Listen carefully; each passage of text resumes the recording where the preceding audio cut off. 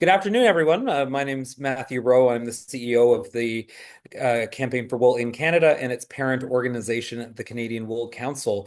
The Campaign for Wool was created Just by called Their a bed day. Majesties, the King and Queen, Oh, on that famous windy pier in Pictou, Nova Scotia, back in 2014, that 11 years ago now, which is very hard to believe.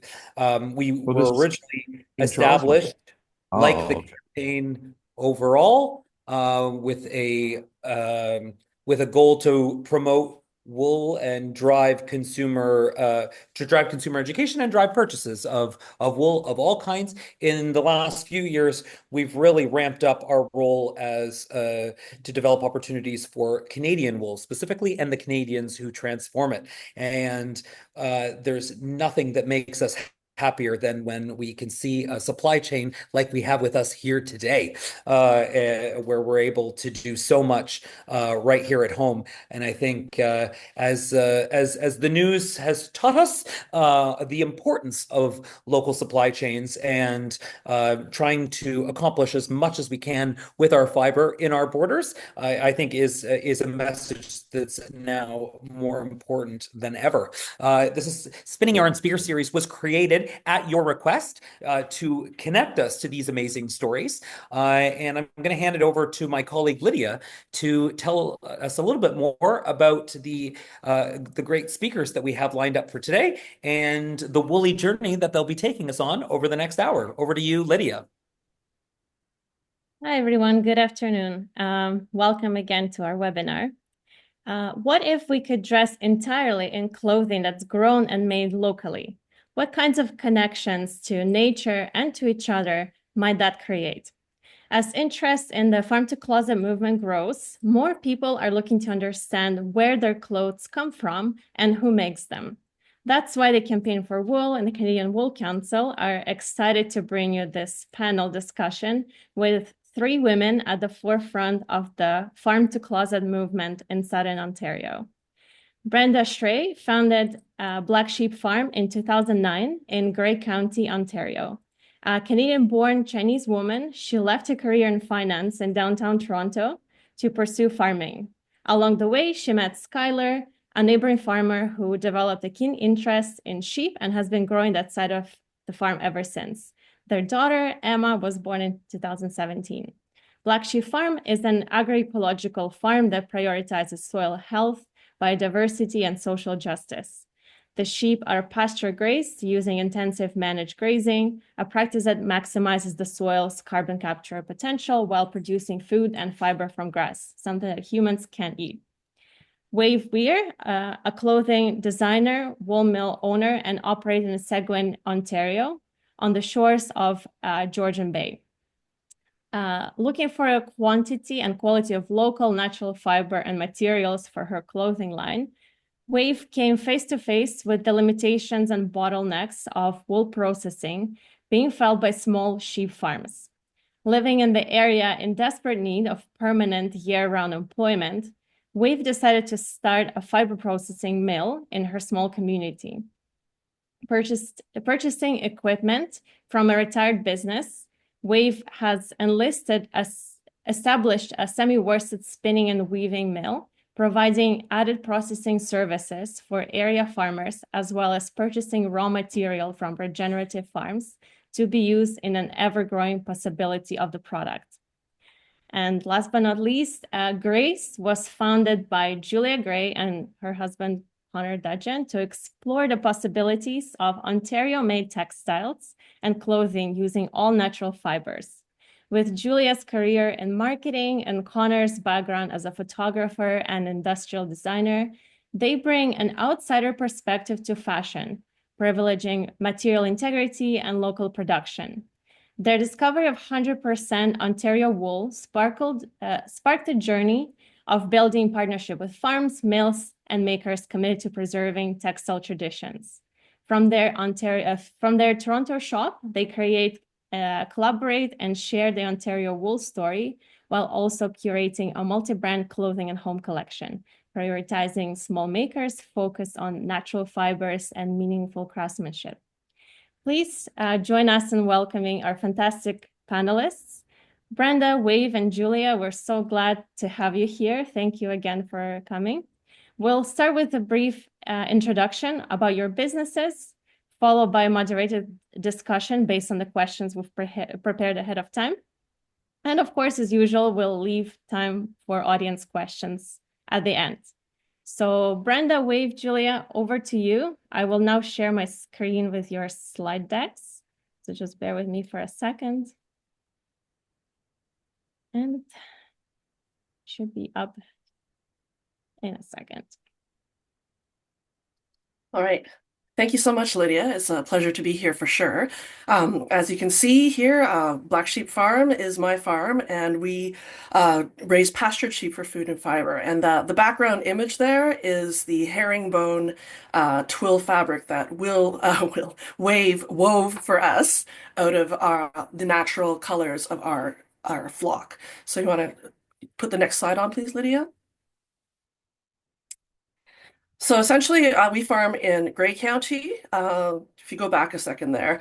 So we are on the lands of I'm not going to remember all of them without the previous slide. Can you go back one, Lydia, or? Yeah.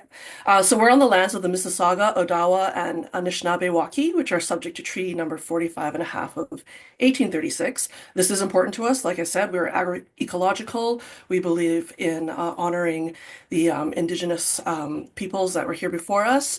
This is like a drone aerial view of our farm. There's about a half-acre pond. There's a bunch of pastures. We have about 25 acres of pasture on my farm. My entire farm is 40 acres. It is not a large farm in the grand scheme of farming in Ontario. If you go to the next slide, please, Lydia. So as Lydia had mentioned before, we are agroecological. We use organic and regenerative practices. So what that really means is that we prioritize improving soil health over time, keeping roots in the ground because you want to always have plants photosynthesizing and capturing carbon. And we care about having animals on the land. Animal welfare is very important to us. And all of this will, of course, increase biodiversity as well, and just also mitigate or make us more resilient towards climate change. On the social justice front, we do believe very strongly that farm workers of any sort, ourselves or anyone that we hire, need to be treated fairly and not exploited. And also that is the reason why we have very short processing chains. That's why we do prioritize staying in Ontario instead of looking to ship anything to other countries or whatnot, because we want there to be local economies that can produce the goods that we need here. And we want to have partners that have the same values as us in making sure that employees are treated fairly and that what we make we can be proud of and know that they're not being made on the backs of other people suffering. I know that sounds a little severe, but it is true in the fashion industry, especially. So we do move our flock on pasture every 1 to 3 days during the growing season. And the whole point of that is to keep the pasture plants as vegetative as possible, because that encourages more photosynthesis. As long as the plants are not going into like seed or reproductive stage and going dormant, they will keep drawing down more sunlight to put essentially sugars into the ground for soil microbes and everything in the soil to eat as well. And if you're feeding the soil, you're building more soil organic matter. You are therefore making it possible to have a better sponge for water so that you're much more resilient to drought or to flooding. So for us, this is a very conscious practice to improve the land that we're on. This is also why we don't use chemical dewormers and then put our sheep back out onto pasture. If we do have to deworm an animal because it's suffering, we will keep it inside the barn until it has cleared the drug from its system, and the rest of the flock, like we don't want any pesticides to be pooped out onto the pastures. And one of the newer things that we've been doing in the past couple of years, which has been actually very challenging this year, we've had over 60 centimeters of snow in the past 3 or 4 days, is winter bale grazing. So Lydia, do you want to go forward a little bit? The next slide is a picture of our sheep under trees. We do practice silvopasturing as well, something we want to increase over time. Next slide, please. We're not seeing the slides. Do you see this one here? This just shows the natural color variation. Oh, let me go back a bit. Okay, stop here. This is us winter bale grazing last year. Last year, it was much easier to roll out bales on pasture for the sheep to go outside and eat out there. And the reason why we do this is because we want to have better fleece quality, so we have more wool to go to Wave Fibre Mill to be processed. And it's also better for the soil because all of that organic matter left over from what they don't eat and all of their pee and poo stays on the pastures. So this is something we just started last winter. We've always wondered about making it work because we are in the lake effect snowbelt region. And this year, I don't have a picture of it for you now, though if you go to our Instagram at Farm Black Sheep, you will see a lot of pictures of a lot of snow. We're still doing it though. We're managing to roll out those bales. And again, the whole point is overall animal health, soil health, and better fleeces for processing. So if you go to the next slide, Lydia.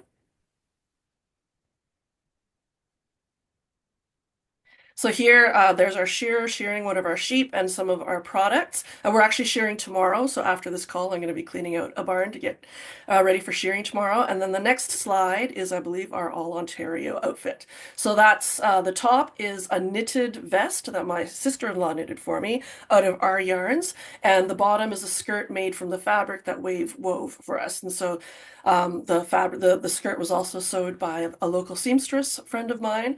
I was too scared to go ahead and cut my own fabric, so I did get a seamstress to do that. Hopefully, in the years to come, I won't be so scared. But that there is an all Ontario outfit for you to see. So I think the next is just our last slide, but that is an introduction to our farm. Brilliant. Thank you so much, Brenda. I think Wave is next. You're still on mute. Yes, there we go. Okay, so I won't do a lot of the technical, but I wanted to do a bit of show and tell as to what this mill looks like. We do a lot of tours, and so this will kind of give you a feel. This is some roving, obviously, coming off the, off the card. So next slide. So this gives you a kind of a sense of what the mill looks like. The top one is kind of a panorama. You can see the carder in behind all those fences. You can see the plier to the right. Down on the bottom left is the plier. The center are AVL loom. It's Adobe loom. It's run by air. And on the bottom right is the pin drafter. So the roving going into the pin. Next. Here you see our wash train. Whenever we put a picture of our wash train on, we get lots of comments. It's the one on the far left. We have done up to about 120 pounds in a day. We don't like to. We do a lot of things. We've done a lot of things we don't like to do now, but so we average about around 100 pounds in a day is a comfortable amount. And where you see Peter standing, there's 3 tubs of water that goes wash, and rinse, and in between those are rollers like a wringer washer, and it squeezes the water out and you go into the next one. We use soap and pH only. That's the only thing that ever goes into the wool. In the middle at the top, you see a cone winder. Down below, you see fiber that has come out of our opener after drying. And so it's fluffed up again before the card. On the right is kind of an antique individual cone winder, and it was just kind of cool. Next. Okay, here on the left is the carder down below, and then as we're looking at things being carded above it, the carder is 100 this year, and our festival in the summer is going to be her 100th birthday party, so you're all invited. So she's been working. Her name is Cardi. All the machines have names. There's a few different. Baba Louie is our spinner and stuff like that. Anyway. So you can see the coils that have come off the card and now are preparing going into the pin drafter. And you can see our drying racks. If you're going to wash 100 pounds in a day, you have to figure out how to dry it. So next. Our yarn, so we do singles, 2-ply, 3-ply. We can do very, very fine. Again, one of those things that we've done and never want to do again. But we brag a lot about the fact we've done 8,960 yards per pound. So very, very fine, very like thread. It takes forever in a day. We can go as high as Lopi. And just below a Lopi. So any of the color you see is small batch natural dyes, and we dye about 10 skeins at a time. Next. Okay, this is our Weaver Nicholas coming off the loom with a bundle of fabric. So all of the fabric. So I think in one of our next slides, I'll show you some of Brenda's fabric. So this is all, we have quite a range of different fabrics. Next. Okay, so this is, so the ones here on the right, those bundles are Brenda's, and you can see different treatments, some with alpaca, some plaid, some fringe. So, so depending on who we're doing it for, whether it's custom or whether it's for us, or our product, we have quite a range of what we can do. Or for Julia. So yeah, so the stuff that Brenda's on the right, I think a lot of that went to Julia as well. Next.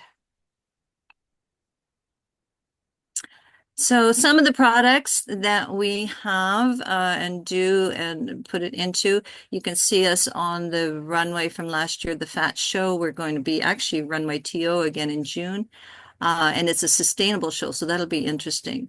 But we look at everything being from Ontario, from our pebble buttons and hardwood buttons to bison leather and things like that. Again, the anything that you see that's not a natural color has been small batch natural dye. And that kind of gives you a cross section from bedding to clothing to kids' toys to whatever. Okay. Next. And these are our sheep. So we are actually making a 15-mile jacket. We have 25-mile socks. We have a 40-mile sweater. So these are our flock. It came from Brenda's.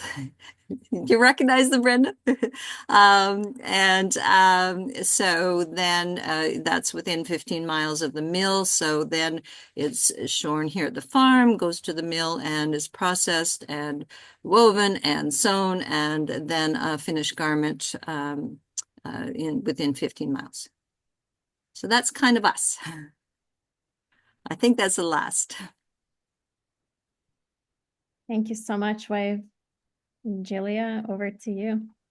Yes, perfect.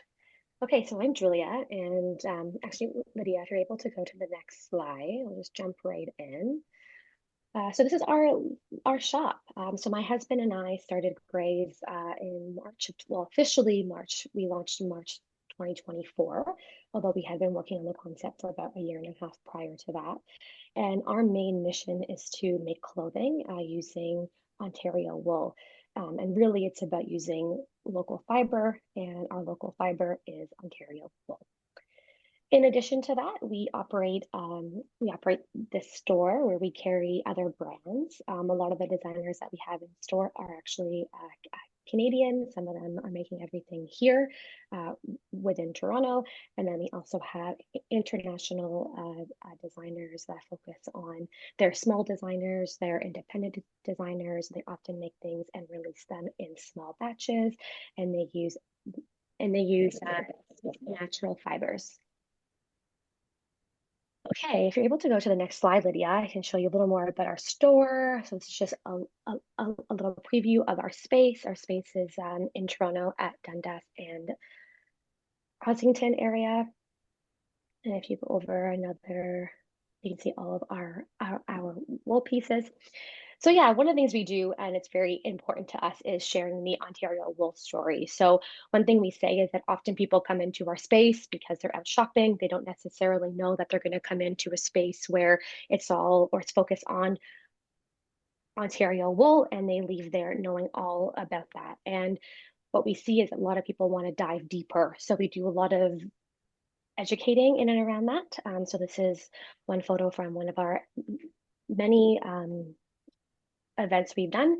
So we've done talks in and around wool. We've done meet the brands, and we've also done mending nights, which we have this evening. If you want to go to the next slide, I'm going to give you a bit of a preview of some of our pieces. So this is our tailored blazer. So we actually make more tailored garments, which is very hard to do when you're looking to only use natural fibers. So this wool here is actually was woven and was washed, spun, and woven at Wave Fibre Mill, and then all the wool from this is from Brenda. If you want to go to the next slide, Lydia, this was our first jacket. So this is our crop jacket, and this campaign was actually shot up at Black Sheep Farm. If you want to go to the next slide. Yep, so then in spring, summer of this year, we introduced the matching skirt. So now you have the full set. And if you go to the next one, yeah, just another photo of the full set. And then the last, and you can just keep going, Lydia. So this is our bucket hat, and we made this hat actually out of all of our wool scraps. You can keep going. We just kind of go through these really quickly. Let's go to the next one as well. So that should give you an idea of some of the pieces that we make. And to keep pushing this Ontario wool story, we actually do a lot of collaborations. So we've collaborated recently with this Canadian designer who you see featured here. And we made a small capsule collection. And go to the next slide, Lydia, please. We can show you a little bit of what we created. So she's, so we made 2 of these jackets. Just go to the next one. Just go through these pretty quick, just giving you an idea. This is the high neck pullover. We only made 2 of these. And then the next one is a cropped box jacket. And then you go to the next slide. So so we use Ontario wool, all natural fibers, and as of now, we've used no dyes. And then you can go to the next one. Everything that we make is all made in the city, so only less than a 15-minute walk from our space. And then you just go to the next one. So what does the future look like? So we're going to be making more pieces, and we're going to be exploring some natural dyes. And that's it. Thank you.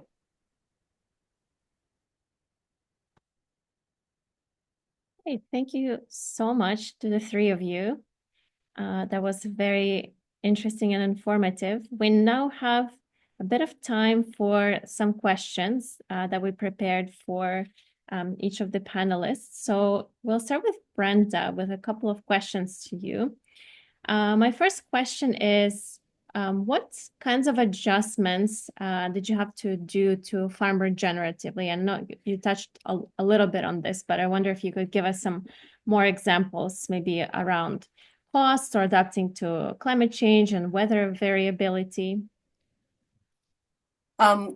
We haven't had to adjust per se because we always started with that in mind. So in that sense, I haven't had to change a system that was not as good. We just sort of been adding over the years. So at the very basic level, moving your animals before they overgraze a paddock is like your very basic sort of level. And then what we've been adding to over the years is, like I mentioned before, the winter bale grazing, which, as of course with snowbelt Canadian winters, can be a bit of a challenge. It's used quite a lot more maybe in the prairies or whatever. They don't have quite the same pileup of snow the way that we've had this past winter.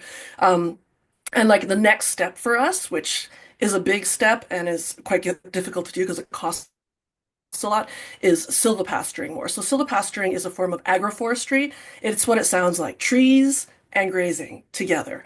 So some of the big silvipasture groups in the States, for example, Virginia Tech, yeah, sort of the American Midwest, they essentially have like a grid pattern of trees, and these are trees that include ones for shade, for fixing nitrogen, because there are leguminous trees out there, and also as tree fodder plants. So like willow trees, some of the honey locust trees produce pods that sheep can eat that can be used as forage. Mulberry trees are actually like an amazing feed value. You think of it just for making silk and silkworms, but it's actually great for protein from their leaves and also from the actual fruit itself. So, you know, there's the possibility of a lot of these things. There's very little formal silvopasturing that happens in Canada. I know that sounds crazy. A country as large as ours, nobody's really doing it. There might be sort of little bits here and there, but like a fully intentional set up silvopasturing system is still in the baby steps. So we're trying to get there, but it costs a lot because you need to protect those trees when they're first put in. So you need to like fence them out from your animals. You need to fence them out from actually voles and mice and rabbits and deer in the winter. In Canada, if you want to establish any tree that is not like a softwood being like pines and spruce and that sort of thing. If you want to establish a fruit tree, a shrub, a hardwood of any sort, you actually need to protect it from all of the ones that want to eat it, especially the deer. You need a tree tube on it that's 6 feet tall because you need to be too tall for the deer to come over and nip the tops in the wintertime. So anyway, it's not even so much the tree that costs a lot, it's literally protecting the tree. So that's part of the challenge out there. And there's just not a lot of good examples that work in our climate yet. Where I live, I'm a zone 5B, and a lot of the examples that we have in the States are warmer areas. And so being able to find the tree species that work, that are more native to our area, and that have good fodder amounts for animals in the long term, all of this stuff, they're all questions up in the air. So that would be our challenge, is to be able to like carry us further along in this whole regenerative journey into like silvopasturing. Okay, that's fascinating and a great avenue for future research. My next question to you is, as a sheep farmer who prioritizes both wool and meat, I imagine, what types of support would you like to have access to? Well, I would love if there were way more processors. We're actually quite lucky. We have a few abattoirs in our area, but I literally have to book my dates a year ahead of time. And if I miss by like a month or something, I have to go even further out to find somewhere that can do the meat processing. And I do like our meat processors, but they are also quite rigid in how they will do the cuts of meat. And so, you know, I like them for various reasons, but I don't have a lot of option to go to different butchers that can maybe butcher in a slightly different way. I also don't have the option to have certified organic butchering because that's separate from how I raise my animals. The actual processing of the meat needs to be certified organic if you want to be certified organic. And that's why you will not find pretty much almost any certified organic sheep meat in Ontario, because there's only like maybe one processor and they're buying in from like a set of farms. And so it's really hard to do that certification. And then of course there's the processing. So Wave came on the scene, what is it, 3 years now, Wave? Or is it 3 or almost 4? So this is not a lot of time. Before Wave, we brought all of our fibers to Wellington Fibres in Elora, also a wonderful mill, but much smaller. So Wave's place sort of goes from like, I mean, she showed you that wash train, right? That can wash 100 pounds a day. Almost everybody else's wash train is laundry sinks. So, you know, that just gives you an idea of like some of the bottlenecks in the industry of just being able to move up to like more spinners, a larger carder, all of that sort of thing. So we're starting to see a little bit of this change, but there needs to be a lot more investment in the industry. And this is what the number I throw out, Matthew. I don't know if you're going to agree with me or not, but I'm like, if you manage to find us angel investors for $2 million per county, we could start up a medium-sized mill in each county across this country. So I'm throwing that out there just for the hell of it. I appreciate the challenge. I'm on it. Fantastic. And my final question to you, Brenda, what drew you to this collaboration with Wave and Julia, and what have you learned so far through this partnership? Well, My farm's called Black Sheep Farm. From the very beginning, when I was just doing vegetables and didn't have that many sheep yet, I wanted to make an Ontario fabric. I wanted to make a suiting fabric because I came from the financial industry, and all of the suits in my office all got their Harry Rosen suits done, and they're all Italian fabrics. I'm like, where the heck is our Canadian wool fabric? So this was a dream from a long time ago, like 20 years at this point. And it's taken forever to get to that point. And until Wave actually came along, like having the volume of processing available, and then her having the sort of, I don't know, Wave, you can describe it better, but the next step up from hand weaving, like it's mechanized, but it's not it's the scale is not where it's like too big. So, like for example, my whole farm produces maybe 100 pounds of finished product a year. So that's not a lot of product, right? So you need to have these different sized producer or processors so that, at our different scales of production, we can actually get final things made. So it was all very serendipitous. Wave like Wave wanted to hire someone to work there, and my sister-in-law went and worked there because we are very interested in fiber processing. And so that's what she went over to Waves, and then of course we went to go see what was happening over at Waves, and it's been very synergistic after that. And in fact, Julia found Wave because of I might get this wrong, Julia, but an uncle who was riding by on the motorcycle. Basically, yeah.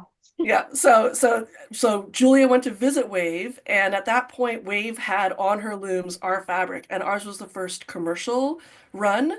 So this was like a big experiment, and Julia's like to Wave, "Where can I get fabric?" And Wave is like, "Let me talk to Brenda." And so I was willing to do some selling because I mean, I don't have a retail store. I'm not about to go sew a bunch of things.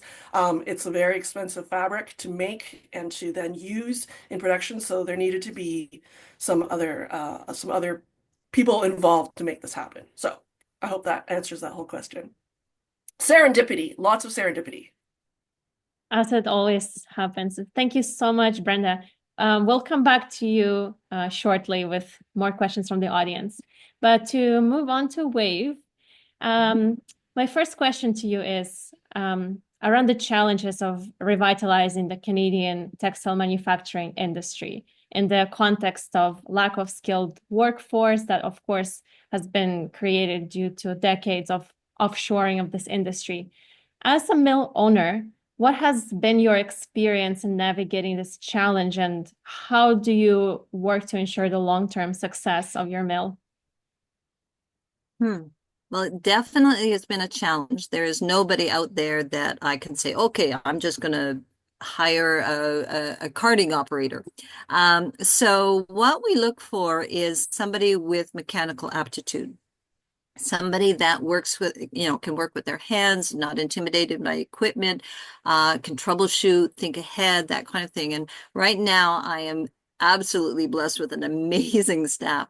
And so for long-term planning, and definitely I need to do some long-term planning because where I'm at in life, I'm not looking at 30 years down the road as to, being here. So we're looking at how to build this business and how to grow it into a younger generation. And so for me, it's just have it a happy environment. People like being here. We laugh a lot here. We have a lot of fun. And so it's just making the environment in keeping with your whole philosophy on life and having it support people and their homes and livelihood as opposed to the other way around. Yeah, that's a wonderful response. Thank you. And to go off of that, pricing is often cited as a barrier for making Canadian wool products more accessible, especially in high value added products, like we've seen, with Julia's blazer and beautiful ready-to-wear collections. How do you approach pricing as a mill owner, and where do you see opportunities to improve accessibility? Well, like anything, as there's more available, the economy of scale, pricing does come down. The first organic apples in the grocery store used to be $5 an apple, back in the 70s. And so now you can get them at any, corner store at all. So that as it becomes more available, that certainly helps. But with pricing, we look at first of all, we pay a fair wage to the farmer, or a fair price there. We are paying fair and good wages here in the mill. We are, so it's Canadian wages, it's Canadian pricing. We are overhead, so that kind of thing. So we are looking at fair wages, and then people looking at the pricing. Yes, when you're used to buying a $20 coat every year, you look at something 10 times that or more, it's a shock. But then you start thinking what the prices are, the prices economically, who you're supporting, how many of those coats do you buy in a year? So if you save up and buy one that lasts you the rest of your life, it's actually cheaper.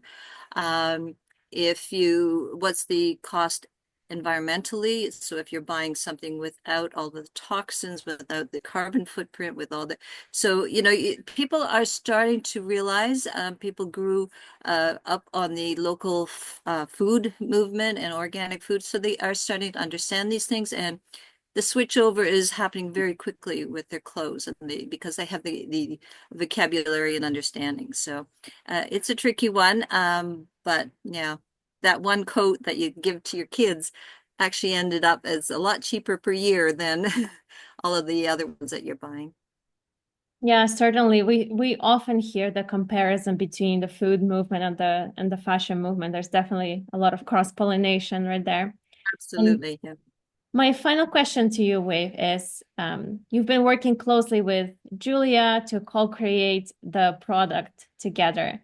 Could you share what that collaboration has been like and how it influenced your business and the process? Well, where do I start?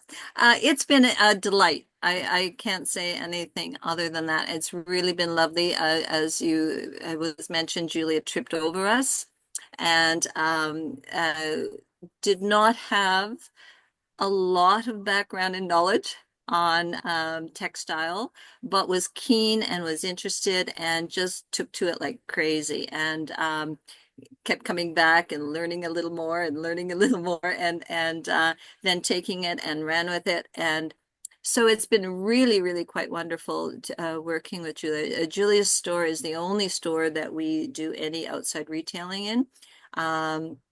And so making the connection, and again, the serendipitous, when she came in, we happened to have some fabric, and then we say, okay, well, let's talk to Brenda. And so it's really been a delight, because everything we do, like when we produce our own line of things, we keep it as local as possible. We want to, I define my fiber shed as within Ontario. And so trying to keep things, within the fiber shed.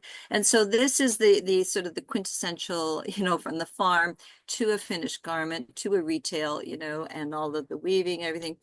And because we're small, as Brenda said, we can be breed specific. You know exactly that you're getting your farm back, or if it's something we purchase, we can tell you exactly what farm, and sometimes even what sheep is from, what the breeds are. So we're big enough to make a difference. We've done up to about 700 pounds for one farm. That's a lot of fleece. And we're small enough to be, like I say, breed specific, things like that. So it's the whole chain. You can see one end to the other, and then wool that hasn't been treated with chemicals goes back into the soil. So it's a full circle. And so then back to the soil that feeds the sheep, and so it's really really been sort of exactly what it was I was trying to strive to do and accomplish, and it's been a real delight. That's really wonderful to hear, Wave. I'm sure people are taking lots of notes on these reflections. And to now move over to Julia, I would be really interesting to hear more about your design process. So in many ways, your challenge has been more complex and compared to a typical designer, in a sense that you had to go from the concept directly to the farm and the mill. So could you tell us more about how this idea came about? Yeah, for sure. I mean, we started off. Also, can everyone hear me? No, think I was a bit quiet before. Everyone here? It's a little quiet, but Perfect. we can hear you. Cool. Okay, great. Um, at the beginning, it was a bit different. We started with the pattern. I knew what I wanted to make. I wanted to make this structured jacket. But what happened was, and this is where the discovery of wool came in, is that I realized that when it came time to make a decision on what the actual fabric was, my views were just, and maybe partially because I'm not a designer. That's not the background. I was in a totally different field, that I didn't know textiles, so I didn't understand it. But when it came to making decisions on the textile, I just wanted to connect with it. And I kept asking questions as in, what is the textile? What is wool? Where does wool come from? And all of a sudden we found that there was this whole industry here. So it became very clear that if we're going to continue to make garments, it has to be like politically, my values were aligned with, it has to be something that comes from this environment. So what we did for, I would say, the first year was we sort of tried to make the wool fit into our patterns. And now, after a year of experience, we're kind of reverse engineering that. And we're now starting with the fabric first. So we've been a bit slower the last 6 months of putting out new designs. And I mean, also, we're going to be slow in general. Like, this is not something that we're putting out new pieces every season. We're not putting out a lot of them, so we're very different than a traditional brand, let's say. But there are brands that work in this capacity. They just are more in Europe, in India. Like there is a movement of these artisanal brands that do work like this. I'm discovering that. It's just very small and it's very niche. So now our design process is we've had a year and a half of experience working with the wool, and instead of saying we're going to want to make this really uh, tailored jacket, we're asking ourselves, what is the wool best suited for? So to answer your question, I mean, I think we start with the fabric first, and then of course we go to Wave, and we say, do you have this? What's the process going to be like? I mean, and I think we're still working on that too. It's typically, just for transparency, like, this process does take a lot longer. Also, I don't have sheep, so I have to rely on, Wave to find us the wool and then have the capacity to be able to actually spin it for us and then weave it. And at the same time, we're also learning the fabric. So these processes take a lot longer than traditional processes. So as Yeah. of now, I guess just to say that I might typically source all the wool directly from Wave. So most of the wool in the Canadian apparel market, as we know, comes from abroad. So Australia, New Zealand, China, and so on. So how do you communicate the unique value of your product to your clients? And what kinds of challenges have you faced so far? Yeah, I mean, I think that our benefit is that we have this store in this sort of up and coming area in the city where there's a lot of vintage shops already, and we have some high-end shops, and people are already in that area, and they come in the store and they sort of know it's a little different, because most stores that are in the area where we aren't your traditional sort of fast fashion store. Like, they are boutique shops, so they're coming in knowing that there's something a little different. So I think the curiosity from our consumers is already there before they enter, but they definitely don't know that they're coming into a store where we focus on Ontario wool. So I say that how we do that is, it's just pretty natural. People come in and they ask questions, and they're always attracted. Our fiber, including Wake's pieces, they just stand out on the rack. They look different. The colors are different. The texture is different. So naturally, we end up speaking a lot about wool, about Ontario wool. And often most people don't know it exists here. And they definitely don't know that we can make all these types of different garments. So I would say that what we really focus on is the education piece, which is why we lean into a lot of storytelling. We use social media a lot to share the stories. So we're very proud of our transparent supply chain. We share that story. We don't hide that. It's all over our site. Like, we want people to know that this is where the wool is actually farmed. This is where it's milled. This is where it's actually made. I mean, I don't really know that many other brands I can say that you can quantify the entire supply chain right down to right down to the fiber. So there's a natural appetite for it because we have the store. Um, I would say the barrier when it comes to purchasing the item, unfortunately, is just price. I think most of the time, I mean, there could be some design. I mean, some people might just not totally resonate. So I think we're taking some insight with that and we're creating new pieces, but we're not here to serve everyone. We're going after a specific audience. But I think what we're trying to do now is show the potential of why Ontario wool is so powerful. I mean, we're in an environment where people talk about sustainability and they talk about carbon footprint and they talk about all these things, and we have these solutions right here in our ecosystem. I mean, yeah, it means that you probably can't buy a ton of these, but hey, it means that you can have this one piece forever, and when you're done with it, it can go right back into the earth. So I think we are benefiting from this enthusiasm that is there. But yeah, price unfortunately is a bit of a barrier. And how we offset that in our store is that we carry other brands. So we can try and, we don't have to compromise our wool pieces too much, and we can have another brand. So there is something there for everyone. And sometimes people just need to come back into our store 2 or 3 times to learn a little bit more, and then they might purchase. Yeah, thank you, Julia. We're starting to run out of time, but I wanted to ask you the final question about your recent international travel. So you told us that you've done some buying markets in Paris and a couple of other places. So what kind of feedback did you receive from the European fashion consumers and the fashion community there on your Ontario wool collection?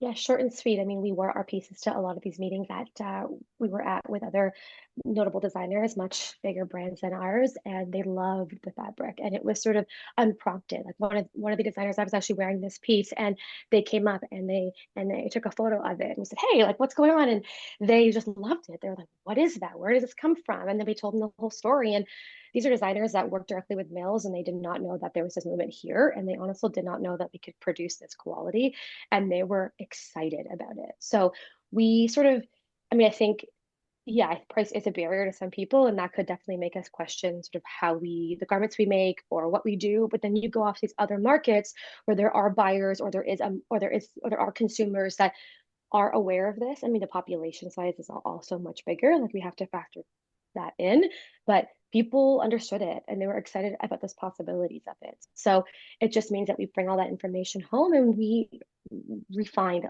And one of the things that we're looking at is that we're looking to create other products that maybe aren't just garments. So how can we get someone into the Ontario wool story in other ways? So there was a lot of positive appetite to the Ontario wool pieces. Yeah, very exciting indeed, and lots of things to look forward to for the future. And on that note, to wrap up this discussion, I have one final question for the three of you, which is a pretty simple one. If you could tell us briefly, maybe just one thing that excites you the most about the future of Ontario wool, and I guess we could go in the order from Brenda to Wave and then Julia. I'm just excited for more designers to use our yarns. It's one thing to have to go to a lot of craft markets to sell skeins of yarn for everyone to knit their own something or other. It's another thing to be working directly with someone like Julia, or we're also working with Dana Lee Brown over in Bowen Island in Vancouver, in BC, to just have our clip be made into garments that have a market. I mean, I am not going to become a retailer or, a designer who's going to go out and like do runway shows like Wave will do. So I'm just really happy to make these connections. Wonderful, thank you. Wave, how about you? I'm excited about an awful lot, but certainly Ontario will. I think what excites me the most is the interest and demand. Like we give hundreds and thousands of people tours actually. But people are looking, people are wanting, people are touching, people are feeling. So that's incredibly exciting. And the fact that we have more than enough fiber. We have what we want. Ontario alone, but certainly across Canada, like the Canadian Wool Collective, they've been grouping people together, calling people together. There's an incredible array and quality and diversity of Canadian wool. And so when I want some, long johns, I do next to skin fiber. I might look at a Corey or so that you start to learn about the sheep and the differences. But we have so much here that we can use, and the interest is growing in leaps and bounds. So it's like, okay, hang on, guys, because I know we're not keeping up already, and so this is what's exciting me about it. And there's so much room for so many people to jump in and work with this. It's really lovely. Wonderful to hear. Julia, how about you? Yeah, of course. I'm interested in two things. Definitely, I'm on the privileged position where I get to talk to people every day about this, and that excites me because the possibilities there's just so many possibilities. And I get excited when they're excited about it because that means that we can do this. Like, yes, there are tough days, but when you see people come in that store and they're asking questions and they spend like 30 minutes with us, they want to know everything. And often those people have actually gone up to Wave and they have visited. So there is this beautiful ecosystem that is being created, and that makes me super excited because it allows us to say that, hey, like we can actually do this. And then the second thing that I'm excited about is, for me personally, to better learn and understand the possibilities of wool outside of just garments. Like, wool can be used for so many other things, and there's so many other possibilities, and we haven't really explored that yet. So I'm very much looking at doing that. Fantastic. Thank you so much again to the three of you. We have about 8 minutes left. So if anybody has a question, please feel free to either raise your hand and ask it directly, or if you want to type it in the chat, I can try to stay on top of them. So, okay, we have first question from Bennett. I'm curious about how you would source natural dyes locally. Is there anyone that specializes in such a thing? Would anyone like to jump in? I could do from our perspective, we do small batch natural dyeing. And so we actually have planted a dye garden so that we have flowers that we harvest. Brenda's sister-in-law actually has a garden as well. So there are people actually planting dye stuffs. And then things like goldenrod. Actually, my sweater happens to have, tansy, sumac. There's a lot of things that are considered Ontario weeds, so that you can collect, sort of out of my farm field, so you can collect sustainably and respectfully. There's, so there's numerous dye stuffs, and then there are a few places that will sell dye stuffs, some Ontario, Canadian grown and some imported. So there's a lot of opportunity for dye, even your kitchen from onion skins on. So there's many, many things you can dye with. Yes, absolutely. Absolutely. There's a lot of dyes available. We won't get what we sort of are used to with the acid dyes out there, these like brilliant cobalt blues and that sort of thing. But we can grow Japanese indigo in Canada in my zone 5 quite easily. I've grown a bunch to make a vat, and various other things. One of my favorites is actually Black Knight Scabiosa. It really makes a lovely bluish greenish color. And these are all just flowers, they're just like we can grow annual vegetables, and people are growing a lot more Ontario flowers for like the flower market. We can be growing a lot of dye flowers, and calendula, marigolds of all sorts. Like, they're all actually quite easy to grow, if you are into growing. It's never easy if you actually have no idea how to grow anything. But if you know how to do it, there's so many different dye things available. I live surrounded by black walnut trees, so black walnuts are falling on our heads throughout the fall, and it's a challenge not to get dyed by a black walnut out here. So there's so many different things, and it's just color play, right? You mix this dye and then you over dye with another color, and now you have that other color that you couldn't get from one plant. You take two plants and you make another color, right? So it's actually quite fascinating, the range that you can do. And they can be incredibly brilliant, which I never thought would happen. Like weld gives you almost a neon yellow, like wild coreopsis, yeah, or wild cosmos, brilliant oranges. So you can get really strong, beautiful colors. Yeah. If that doesn't make you excited for spring and summer, then I don't know what will.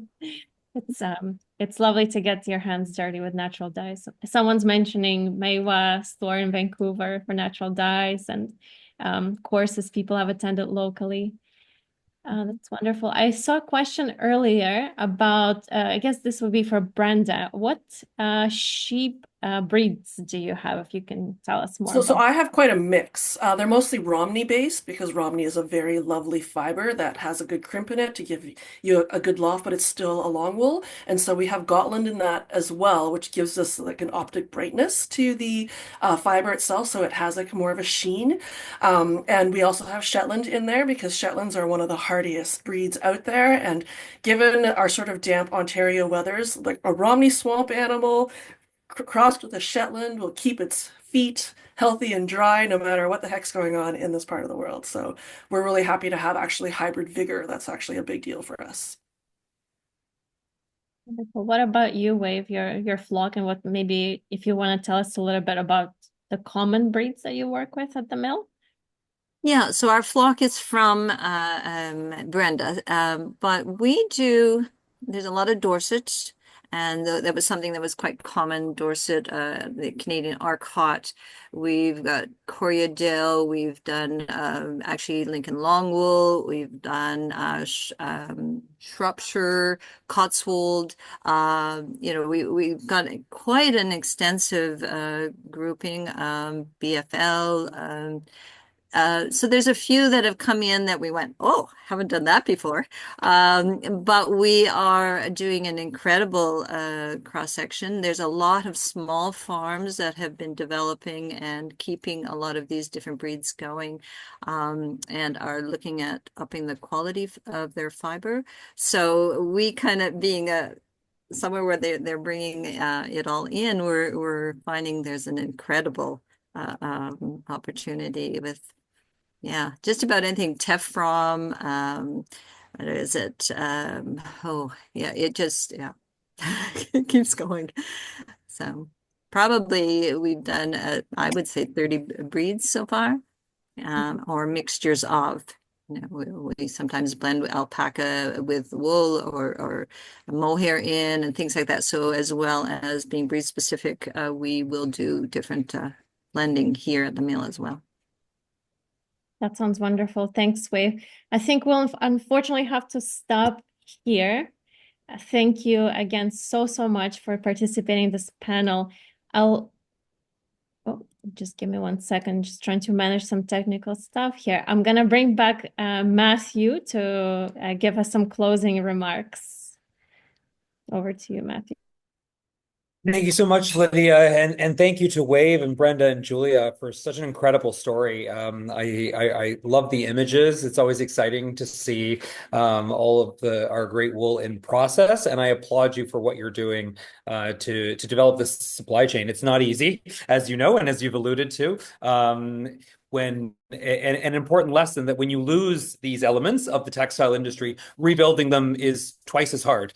And so, again, huge applause to all of you for taking on that challenge. And we look forward to working with all of you to grow opportunities for Canadian wool and the Canadians who transform it, which is you. Just a few items of housekeeping. For those who would be interested in participating in the upcoming International Wool Textile Organization meeting in France, that's in May. This is sort of the Woodstock of wool. So a good opportunity to get to meet the global industry all in one place. The IWTO, of which the Canadian Wool Council holds Canada's seat,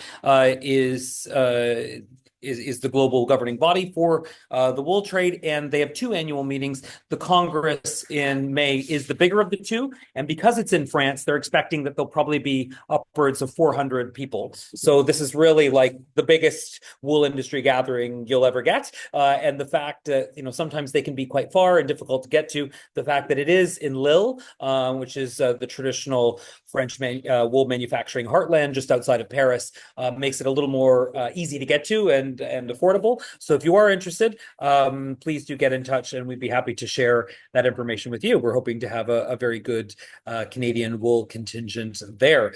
I also wanted to point out we've got an upcoming trade mission into the UK, again, to look at some amazing mills this year focused on Yorkshire. And on that note, for the next, and details for that on our website as well.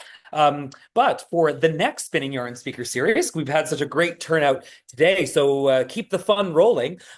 We've got a story that it's an international story, but very similar to what Wave, Brenda, and Julia are trying to achieve, is this story of Harris Tweed that many of you will know. Harris Tweed is a great global success story of using sort of the very same wool that Canada produces, of that sort of medium coarse wool that we have lots of, and turning into a very high value added cloth. And so if you want to learn more about tweeds and cloths, we have the CEO rather of Harris Tweed Hebrides, who will be speaking to us next month about their efforts to develop strong wool into beautiful high value added cloth, including in the latest collections from Dior and Ralph Lauren and a few others. So we're going to keep the wool focus on fabric for at least the next month.